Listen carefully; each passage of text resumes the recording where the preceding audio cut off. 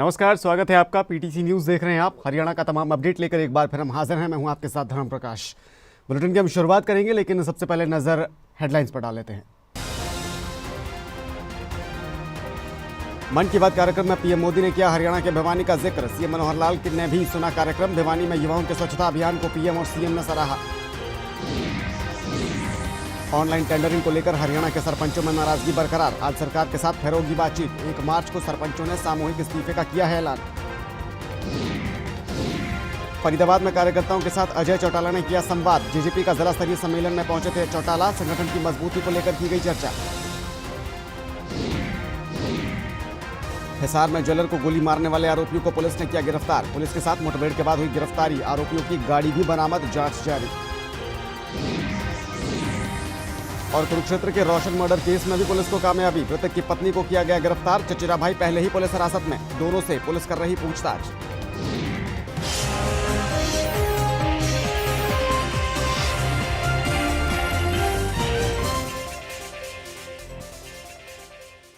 और हेडलाइंस के बाद अब खबरों का सिलसिला शुरू करेंगे। बीते रोज पीएम नरेंद्र मोदी ने एक बार फिर अपने मन की बात कार्यक्रम के तहत देश को संबोधित किया है।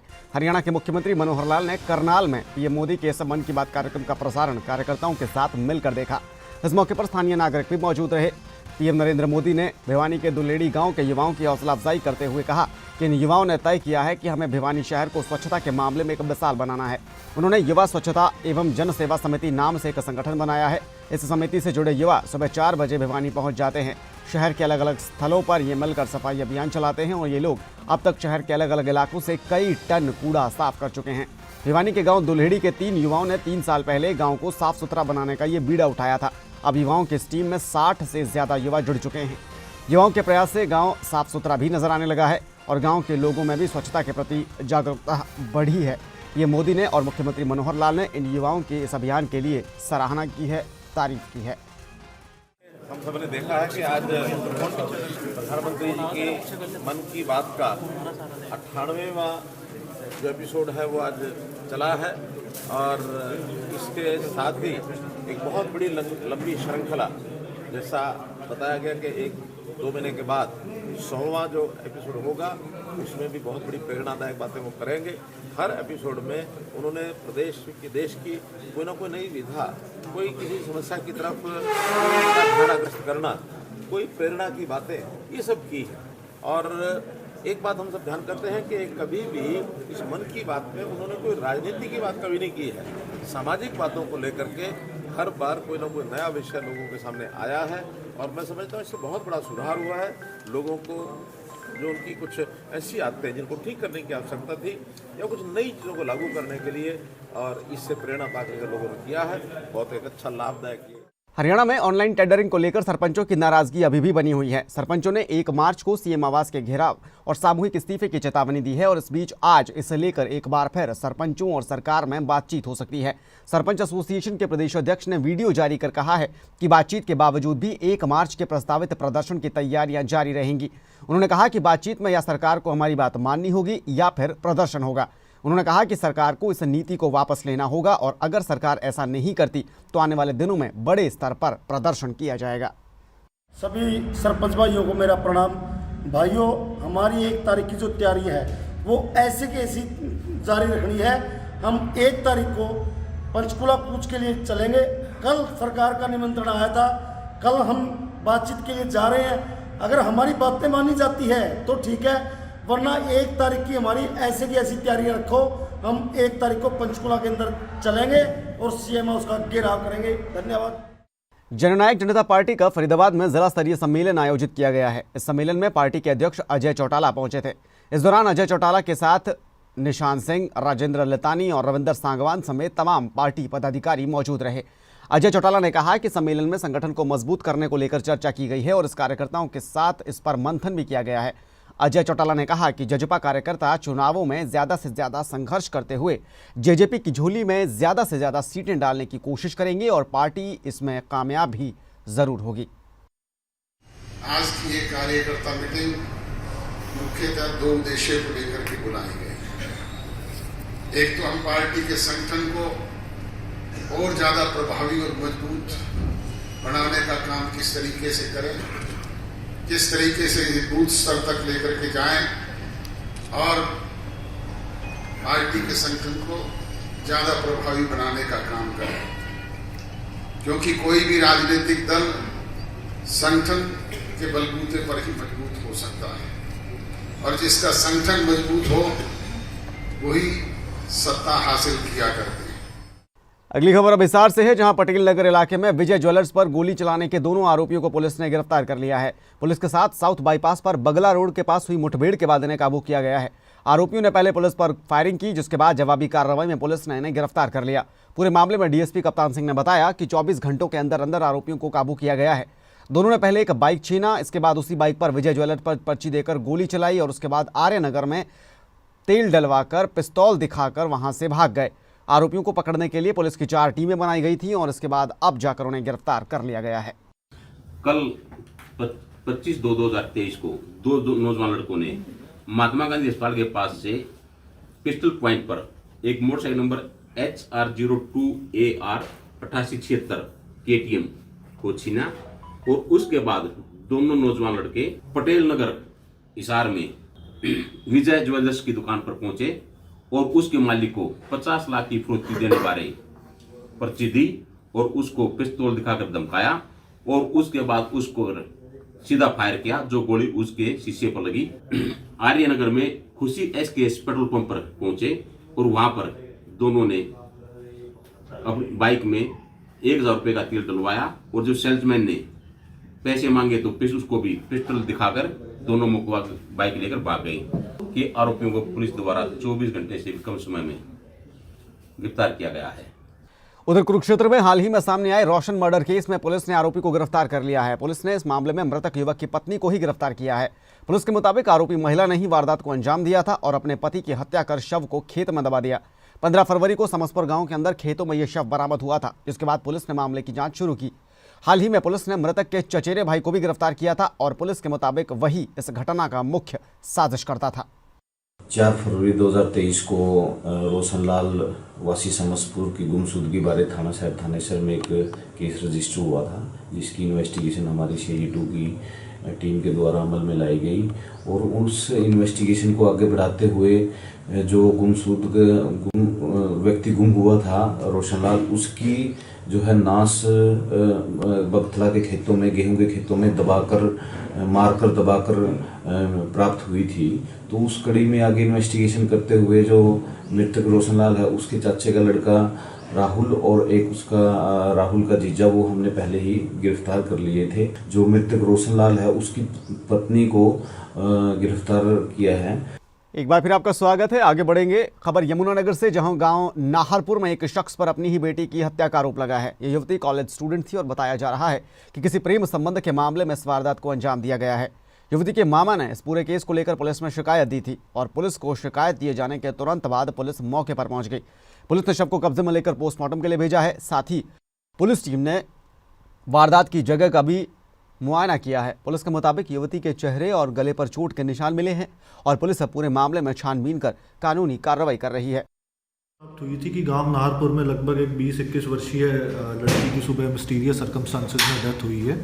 तो तभी हमारे SHO साहब मौके पर गए थे और वहाँ एक लड़की थी 20-21 वर्ष की, और उसकी बॉडी मिली थी। कुछ उसके मुंह पे भी चोट के निशान थे और कुछ गर्दन पे भी निशान थे, जिसके बाद सीन ऑफ क्राइम टीम को बुलाया गया था।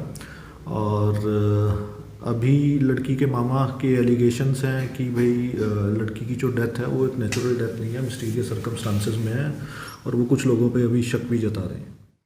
बीते दिनों पंजाब के मोहाली में एक युवक की बदमाशों द्वारा उंगलियां काटने का मामला सामने आया था, जिसे लेकर अब पुलिस ने कार्रवाई की है। पंजाब पुलिस ने अंबाला के शंभू बॉर्डर पर मुठभेड़ के बाद इस घटना के आरोपियों को गिरफ्तार किया है। पंजाब पुलिस की CIA टीम कालांब से दोनों कार सवार बदमाशों का पीछा कर रही थी, जिन्हें शंभू बॉर्डर पर आपसी गोलीबारी के बाद राउंड अप कर लिया गया। मुठभेड़ में एक बदमाश के टांग में गोली लगी है, जिसे अस्पताल में भर्ती करवाया गया है। अंबाला पुलिस DSP जोगिंदर शर्मा की अध्यक्षता में सीन ऑफ क्राइम टीम के साथ आरोपियों की कार को कब्जे में लेकर अब जांच की जा रही है। जोगिंदर शर्मा ने बताया कि पंजाब पुलिस कालांब से बदमाशों का पीछा कर रही थी, जिन्हें आपसी मुठभेड़ के बाद राउंड अप कर लिया गया। फिलहाल अब उनसे पूछताछ की जा रही है और कार्रवाई जारी है। देखिए, जैसे हम लोगों को खबर मिली है कि भी शंभू टोल पर इस तरीके से जो पंजाब पुलिस ने सूचना दी थी कि कोई एक मुकदमा था पंजाब में मोहाली में तो उसमें जो मुलजिम थे उनको उनकी खबर उनके पास आई थी कि वो काला आम से उनका पीछा कर रही थी पंजाब पुलिस। खरड़ CIA टीम थी और पंजाब की जो पुलिस टीम थी।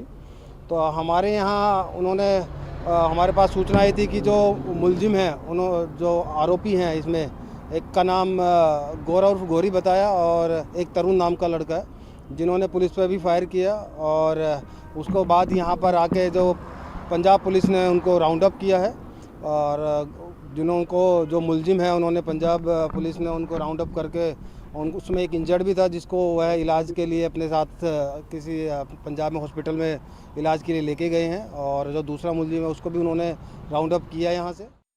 पलवल में बहीन थाने के तहत गांव अलीमेव के पास पंचायत की जमीन पर अवैध कब्जे को लेकर एक शिकायत पुलिस को दी गई है। शिकायतकर्ता ने बताया कि आरोपी ने पंचायत के सरपंच रहते हुए 2018 में फर्जी कागजात के जरिए 49,000 रुपए में 14 एकड़ जमीन अपने रिश्तेदार को पट्टे पर दे दी। यह रेट सरकारी रेट से काफी कम था और इस जमीन पर आज भी आरोपी ने कब्जा नहीं छोड़ा है।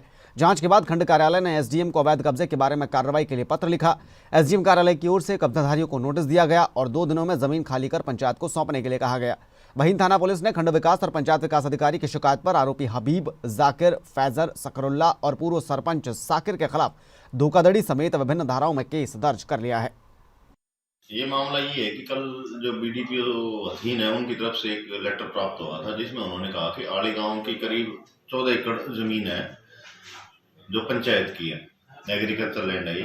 तो इसको जो सरपंच था उस टाइम साकिर, उसने गलत तरीके से पट्टे पे देकर और सरकार का जो था वो गबन किया इन्होंने।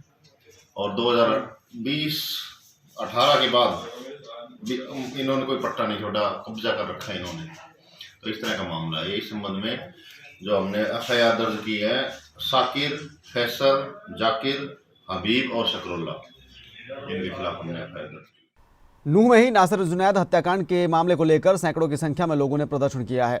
आरोपियों पर सख्त कार्रवाई की मांग को लेकर लोगों ने गुरुग्राम अलवर हाईवे को जाम कर दिया, जिससे हाईवे के दोनों तरफ वाहनों की लंबी कतारें लग गई और आमजन को काफ़ी परेशानियों का सामना करना पड़ा है। SP वरुण सिंगला ने इस बारे में बताया कि फिरोजपुर झिरका में शांतिपूर्ण तरीके से रोष प्रकट करने की इजाज़त दी गई थी, लेकिन कुछ देर बाद प्रदर्शन के दौरान हंगामा शुरू हो गया। उन्होंने बताया कि रोष प्रकट एक विशेष प्रदर्शन में बदल गया और इसके चलते कुछ लोगों द्वारा मेन हाईवे अम्बेडकर चौक को आधे घंटे के लिए ब्लॉक कर दिया गया, जिससे राहगीरों को दिक्कत हुई। इसके तहत पुलिस ने एक नामजद समेत कुल 600 लोगों के खिलाफ केस दर्ज किया है। नूह SP वरुण सिंगला ने दोनों लोगों से अपील करते हुए कहा कि पुलिस अपना काम ईमानदारी से कर रही है और लोग भी शांति बनाए रखें। जो कल यहाँ का हाईवे जाम रहा है उस पर एक मुकदमा अभियोग दर्ज अंकित किया गया है। इसमें जो अवहेलना प्रथम दृष्टया हुई थी, जो परमिशन ली गई थी, उसमें ये कहा गया था कि शांतिप्रिय तरीके से हम जो अपना प्रोटेस्ट मार्च करेंगे, जो कि किया भी गया था। लेकिन उसके बाद वो प्रोटेस्ट मार्च एक फ्लैश मॉब के रूप में कन्वर्ट हो गए और जिस प्रकार से अम्बेडकर चौक पे 30-35 मिनट इन्होंने जाम किया और इनकन्वीनियंस टू लोग हुए, जो जितने भी ट्रैफिक व्यवस्था थी, तो उसके संबंध में एक मुकदमा ड्यूटी मजिस्ट्रेट की शिकायत पर दर्ज किया गया। तो क्या उसमें पुलिस कर्मियों के अधिकारियों के साथ भी कुछ व्यवहार भी किया गया है? खाली रोड जाम करने का मुकदमा क्या अन्य भी है उसमें कुछ आ रहा है? देखिए, उसमें जो जितना भी उसमें ड्यूटी मजिस्ट्रेट के द्वारा जो पॉइंट्स रखे गए थे उन संबंधित सभी मामलों में जो कानून की जो परमिशन की जो अवहेलना है उससे संबंधित धाराएं उसमें लगी हैं, तो उन संबंधित धाराओं में मुकदमा दर्ज। एक बार फिर आपका स्वागत है। आगे बढ़ेंगे। अब खबर कुरुक्षेत्र से। मंत्री सरदार संदीप सिंह ने कुरुक्षेत्र का दौरा किया है। इस दौरान उन्होंने हाल ही में पेश सरकार के बजट पर प्रतिक्रिया दी। संदीप सिंह ने इस दौरान कहा कि मुख्यमंत्री मनोहर लाल ने बजट में ग्रामीण विकास को ध्यान में रखते हुए कई नई घोषणाएं की हैं, जिनमें गांव में बसने वाली आबादी के जीवन में बड़ा बदलाव आएगा। उन्होंने कहा कि गांव में हजारों की संख्या में प्रदेश भर में ई-लाइब्रेरी स्थापित की जाएंगी। राज्य मंत्री संदीप सिंह गाँव छैलों, सतौड़ा और लोहार माजरा में आयोजित कार्यक्रमों के दौरान लोगों की समस्याएं सुन रहे थे। उन्होंने कहा कि बजट में सभी वर्गों का ध्यान रखा गया है। खिलाड़ियों के लिए मास्टर चदगी राम के नाम से पेंशन शुरू करके मुख्यमंत्री मनोहर लाल ने इस वर्ग का मान बढ़ाया है। गांव समसपुर में रहने वाले रोशन लाल की मृत्यु के बाद बेसहारा हुए उनके परिवार का हाल भी संदीप सिंह ने जाना। उन्होंने अपने राहत कोष से परिवार के दोनों बच्चों की शिक्षा के लिए 1-1 लाख रुपए और उनके मकान के लिए 2 लाख रुपए की राहत राशि की भी घोषणा की है। अगर ओवरऑल इस बार का बजट देखें तो हर एक के लिए, हर एक इंसान के लिए वो फायदेमंद है। और अगर हम देखें टैक्स की बात करें तो टैक्स बिल्कुल भी नहीं बढ़ा है, ये सबसे बड़ी बात है। और मैं धन्यवाद करूंगा माननीय मुख्यमंत्री जी का, जो खिलाड़ी जो खेल शुरू करते हैं और उनको वो चोटिल हो जाते हैं, तो उनकी भी पेंशन जो माननीय मुख्यमंत्री जी ने शुरुआत करने की घोषणा की है, तो मैं उनका भी धन्यवाद करता हूँ। G20 की मेजबानी से साइबर सिटी गुरुग्राम के लोगों के जुड़ाव को लेकर जिला प्रशासन और गुरुग्राम की ओर से जन जागरूकता के प्रयास किए जा रहे हैं। इसी कड़ी में साइबर सिटी के लेजर वैली ग्राउंड में रन फॉर G20 मैराथन और व्यापार केंद्र रोड पर राहगिरी इवेंट आयोजित किया गया है। हरियाणा के डिप्टी सीएम दुष्यंत चौटाला इस कार्यक्रम में पहुंचे और रन फॉर G20 और राहगिरी इवेंट में शिरकत कर कई गेम्स भी खेले। पीएम मोदी के नेतृत्व में भारत को इस साल G20 की अध्यक्षता मिली है और इस साल देश के अलग अलग शहरों में G20 के एजेंडा में शामिल अलग अलग विषयों को लेकर बैठकें की जा रही हैं। दुष्यंत चौटाला ने कहा कि ये हम सभी के लिए गर्व की बात है कि हमारे शहर गुरुग्राम में इस महत्वपूर्ण संगठन की बैठक हो रही है। इसके अलावा गुरुग्राम में भी एंटी करप्शन वर्किंग ग्रुप की बैठक 1 से 4 मार्च को होगी। G20 को लेकर जनभागीदारी को बढ़ावा देने के लिए प्रशासन की ओर से मॉडल संवाद कार्यक्रम, राहगिरी और रन फॉर G20 मैराथन आयोजित किए गए हैं। इससे G20 में आने वाले मेहमानों को भारत का असली आंतरिक रंग देखने को मिलेगा। एक अच्छी शुरुआत है जहाँ G20 का प्रेसिडेंसी हमें मिली है, उसको और बेहतर कैसे बनाया जाए उसमें छोटा सा योगदान राहगिरी की शुरुआत है। और मैं तो बधाई देता हूँ डिस्ट्रिक्ट एडमिनिस्ट्रेशन राहगिरी की टीम को कि उन्हें इसकी दोबारा 3 साल बाद शुरुआत।